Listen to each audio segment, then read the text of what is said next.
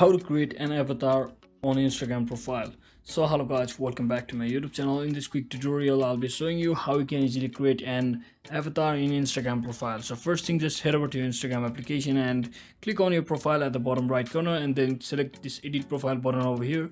So once you're inside here, you can see the avatar icon right next to your profile picture. So just tap on this avatar option over here and click on this create avatar button over here. So once you click on it,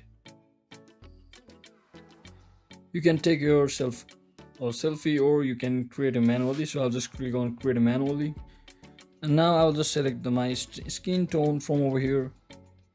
So once you select your skin tone, just click on next, and now just select your hairstyle from over here and click on next once again and select your, you can also check out your face width, fullness, jaw size, chin size, just like this. So let me just quickly select it just like this and click on next. And if you want your body type to be masculine, select accordingly. And once you do all of that, you can also select your outfit, and once you're satisfied with everything, you can just click on done and click on save, and just like that your new avatar will be created on your Instagram profile. So I hope this video was helpful guys. If it was, don't forget to like and subscribe to the channel. See you on the next one.